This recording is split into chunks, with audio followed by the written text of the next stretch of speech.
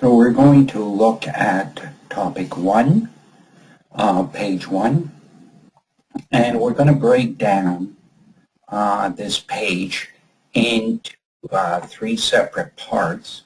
So we're going to start off by looking at the real numbers, define those, and also what are integers, rational numbers, and irrational numbers. Then once we've finished the discussion of real numbers, we'll go on and look at the arithmetic operations, addition, subtraction, multiplication, division of real numbers. And finally, we will look at the properties of real numbers. We're doing this because we are going to have to perform certain functions in order to solve algebraic equations, and we've got to review certain basic skills and maybe introduce a few ones. So let's start off by looking at real numbers, the first top part of page 1. Now, we have to define some of the symbols and that we're going to use. The first one is the Greek letter epsilon, which means belongs to or is a member of. This R with this heavy backbone here represents the real number line. All solutions to the algebraic equations that we're going to be solving have what we call real number solutions. We'll be defining that. Roman numeral 2 stands for integers, and this a little equal sign with a diagonal sort of cross through it. These does not equal. So we need these in order to understand real numbers. Now, real numbers, and the real number line here, you can see here's the line, starts at 0 here, let's say, and we are going all the way to the right with the positive numbers, and to the left with negative numbers. The numbers extend in this direction and that one, so we are the dot, dot, dot here and the dot, dot, dot here means that the number keeps going in both negative and positive directions. Now, any number that appears on this line is either what we call a rational number or an irrational number. Any number that appears on this line is going to be rational or irrational. We'll define both of these, but we must start by indicating what are integers. And integers are whole counting numbers, be they negative or positive.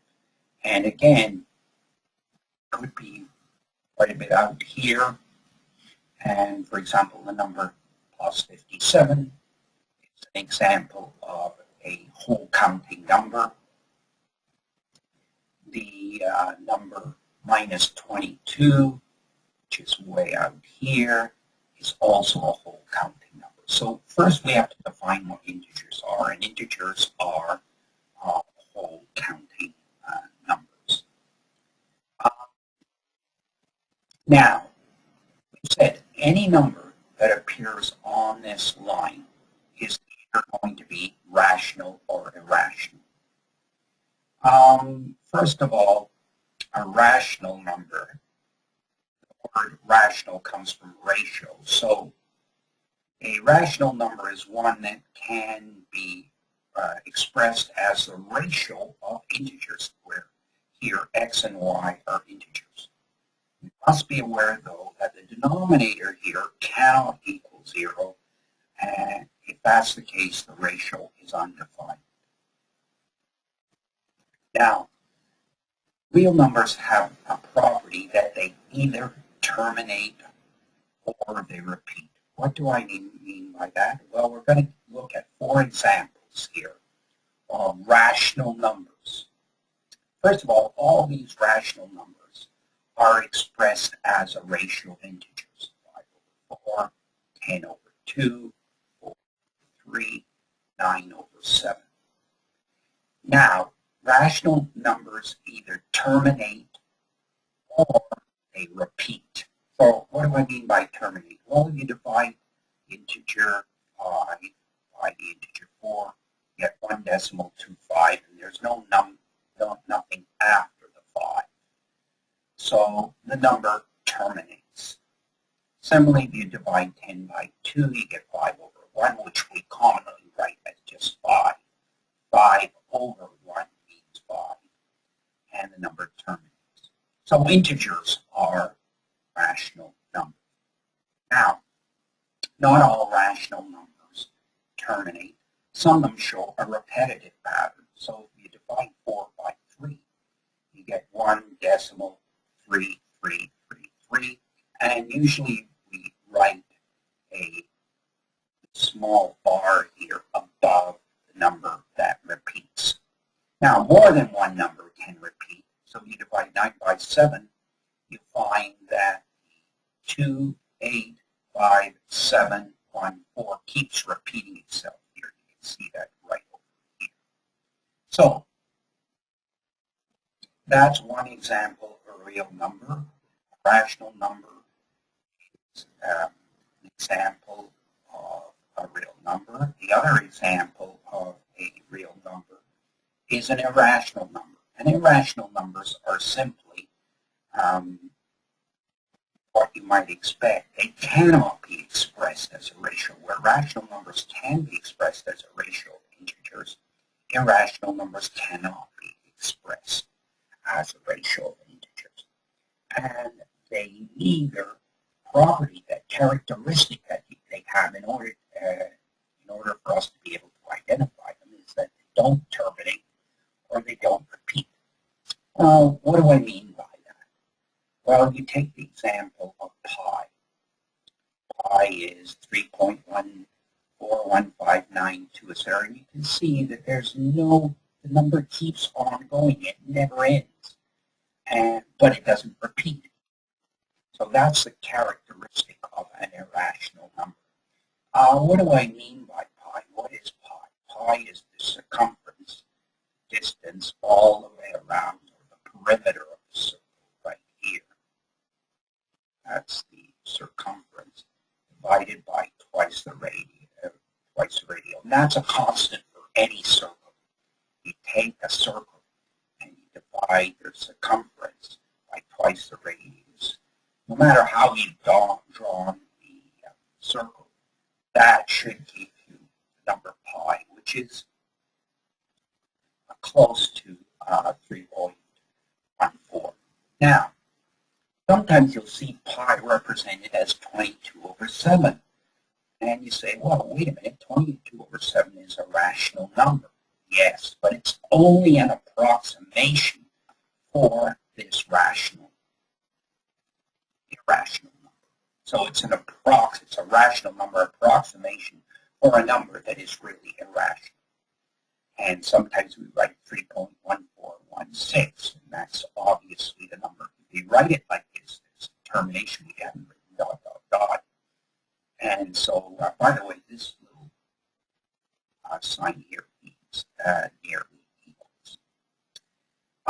Another example of an irrational number is the square root of 2, which is 1.414213562. And here again, the number keeps on going. It doesn't terminate, and there's no repetition. So let's go back up here. The kinds of solutions we're going to see for algebraic problems will appear, are real numbers, and they can appear on this real number line. Any number that appears on this line is either rational or irrational. Okay, in order to define rational numbers, we first have to define integers. We said integers are whole counting numbers. Rational numbers can be expressed as a ratio of integers.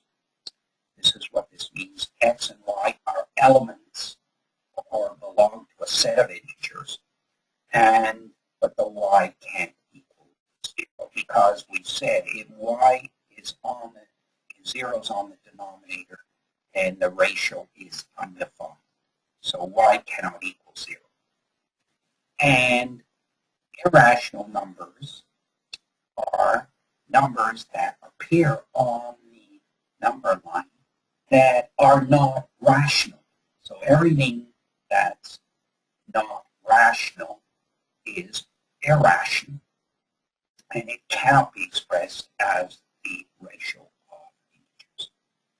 So that covers the first part of the first page, and we're now going to go and look at the second part, which is the arithmetic of real numbers. What we're going to look at is we're going to look at 4 basic operations: addition, and there's some examples given here, subtraction, multiplication, and division. We're also going to look at various operations that involve 0 here, so we're going to look at that also. So first of all, let's start off with addition. And let's say I want to calculate minus 3 plus 5. So I start off at minus 3 right here on the number line. And because I'm adding, I move to the right. And I move 1 division, 2 division, 3 division, 4 division, 5 divisions to the right. 5 integers to the right. So addition is always moving to the right. Here I have a subtraction. So I'm at minus 1 right over here, starting at minus 1. And I'm subtracting minus 2, so I move 2 integers to the left, and I come out with minus 3. What are the rules for multiplication and division of two numbers? Well, we just have to look at the numbers that are involved, and we're always looking at 2 numbers here. 2 numbers, the operation with 2 numbers. So we have to ask ourselves, as we look at each one of these operations, what are the signs in front of the number? And are the signs the same, or are they different? The rule is very, very easy. If the signs are the same associated with each of the 2 numbers, the answer is positive. If the signs are different, then the answer is negative. So here we have minus 4 and plus 3. There's an implied plus there, even though we don't write it. And because the signs are different, one is negative, one positive, the answer is minus 12. Same thing over here. Here we've changed the minus 4 to plus 4 and the 3 to minus 3, but we still get minus 12. The signs are different. When the signs are different, the result is negative. In this case and this case, here the signs are both the same, plus 4 and plus 3. We get plus 12. The signs are the same. Here the signs are also the same, and the answer is positive. So in this particular case of multiplication and division, here we have division always involving 2 numbers. We ask ourselves, are the signs the same, or are they different? Here we have minus 12 over plus 6. The signs are different, so the answer is negative. Here we have plus 12 over minus 6. The signs are different, negative. When we write 12 over 6, we really need plus 12 over plus 6. The signs are the same, so the answer is positive. Here we have minus 12 over minus 6. The signs are the same, so the answer is positive. Now, operations with 0. We're going to talk about addition. If we add 0, let's say x represents, it's a letter, that represents a number. Add 0 to it. We've got to change the value of x. We subtract 0 from a number. It's not going to change the value of x. When we multiply by 0, the answer will be 0. Any number times 0 gives 0. And if we divide by 0 in a fraction, x over 0, this is a ratio or a fraction, is undefined. So here I've given an example of each one of these. So here's the addition one where we take the number 6, we add 0 to it, doesn't change anything. We subtract 0 from 5, doesn't change anything. Multiply 3 times 0, we get 0, so this is this operation right here. And here we take a number 9, we divide it by 0, it's undefined. So that gives us the basic arithmetic operations: addition, subtraction, multiplication, and division. Just take a look at these, make sure you understand them. They're the same kinds of examples that we covered on this page. Now, to cover the last part of the third part of page 1, and that involves the properties of real numbers. We're going to look at 5 different properties. Now, by the way, you don't really need to memorize these. It's more that you have to be able to recognize the situation and what you have to do when you're presented with any one of these operations. So we don't memorize them, we try to understand them. I've got a table with examples both here and below that we'll go over, but we'll talk about each one of these. So when we talk about the identity operation, we mean an operation that doesn't change, let's say, a variable x. So here we have a variable x. We add 0 to it. It doesn't change anything in addition. But if we have the variable x and want to keep it the same, we have to multiply it by 1 in order to keep it the same, because x times 1 gives us x. Inverse, if we're talking about a variable x, a number that is represented by the letter x, means the negative of that, such that they sum to 0. In the terms of inverse, in terms of multiplication, we have to take, if this is x, we take 1 over x in order to keep the, in order to obtain the inverse of it, so that the multiplication number and its inverse always multiply to give 1. We're going to see examples of these. Again, x cannot equal 0. Now, commutative means to switch. So if I switch 2 numbers in addition, it's not going to change the order. It's not going to change the result. So x plus y is equal to y plus x. And this is an addition operation. We talk about a multiplication operation. The same thing. If we switch x and y, we still get the same answer. So x times y equals y times x. Associative, here we're going to have 3 variables, each one representing a different number. We're going to have x, y, and z. So associative in the first operation on the left of this equal sign, we're associating the y and the z. On the right side, we're associating the x and y in addition, and then adding the z. Doesn't make any difference. So the order doesn't really change the result. So here we're associating the y and the z. Here we're associating the x and y, and then adding the z. But the result is the same. Here, what we're really saying is multiply 3 numbers. The order in which we multiply the numbers doesn't make any difference. So here we multiply y and z, then multiply it x. Here we multiply x and y, and then multiply it by z. That's not going to change the result.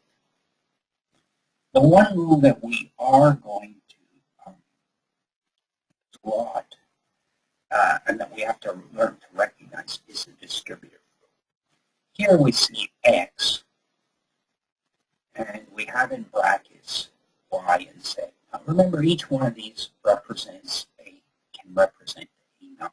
X can represent a number, y can represent a number, and z can represent a number. So in order to simplify this, we multiply the x times the y.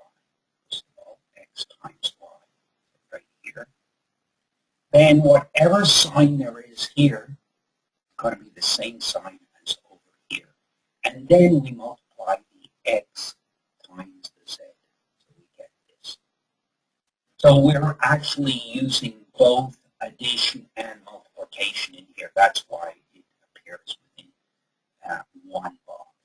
So let's go over this again. We're going to multiply the x times the y first. And then we put the plus sign in, because that's the sign that joins the y and the z. We put whatever is there, we put it there. And then we multiply the x times the z. So we get xy plus xz. Okay, let's take a look at this.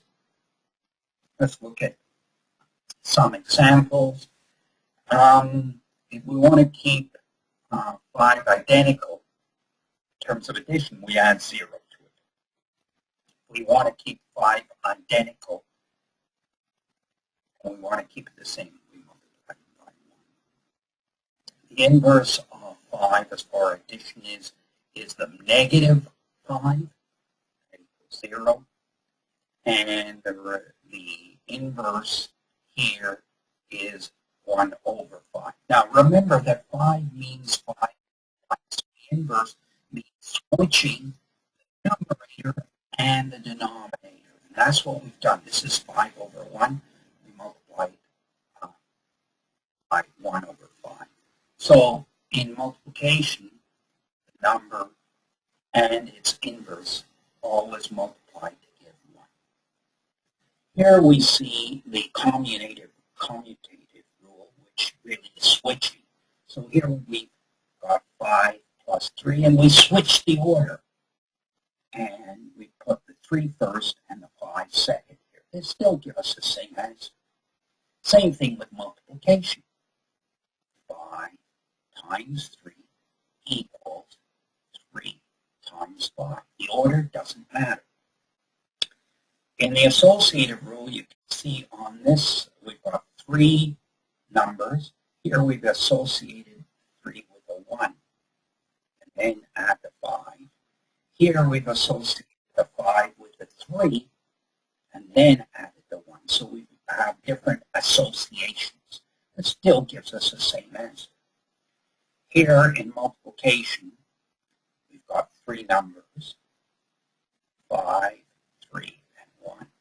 And in this case, we multiply the 5 times the 3 times the 1. We'll get the same answer as if we multiply 5 times the product of 3 and 1. So these, as I said, are all related to this table. They're all specific examples. And I said the one that we're going to use quite a bit is distributive. So you all see over here that we multiply the 5 times the 3. First of all, we get 5 times 3. We put the plus sign right over here, and we multiply the 5 times the 1.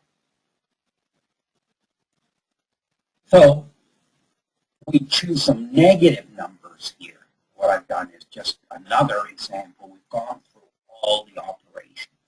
So for addition, 0 will not change the operation. For multiplication, multiplying by 1 will not change the number. Here we have minus 5. The inverse of minus 5 is plus 5. It sums to 0. Here, this is minus 5 over 1. So we make this as minus 1 over 5. And this will equal 1 because we've got two negatives here. Where we put the negative, normally when we have a fraction that is negative, normally the negative sign goes on the top and we don't put a sign on the positive number that is on the bottom. That's the normal way we can do it. But we could have put 1 over minus 5 and that would be equivalent. It's just not the norm. Okay, here we switched the numbers. Here we switched the numbers, but they still give us the same result, whether we're talking about addition or multiplication. And here we've associated 1 and minus 3. And here we've associated the 5 and the 1. But if we add these numbers, we will still get this. Now, this operation gives us 3, and this operation gives us 3 also. Here again, we're doing the associative rule in terms of multiplication. And we're just associating numbers differently, but it gives us the same answer. Again, the description here using a negative sign, first thing we do is 5 times 3. Right here, 5 times 3. And then 5. And then we put the negative in between the number. And then we do 5 times 1. So that really covers the basics that we need, page 1, in order to go to topic 2. Now, as I said to you before, you don't memorize that part here. Go over them, try to understand them. We will be using them a lot, so it's more the application and the understanding of the rules that are important. And there's nothing here. You don't have to memorize a lot of terminology. It's not required in order to solve the problem. But what you have to do is how to know and understand the operations that we've discussed. So this completes topic 1 and will serve as an introduction to topic 2. So we'll continue with topic 2 as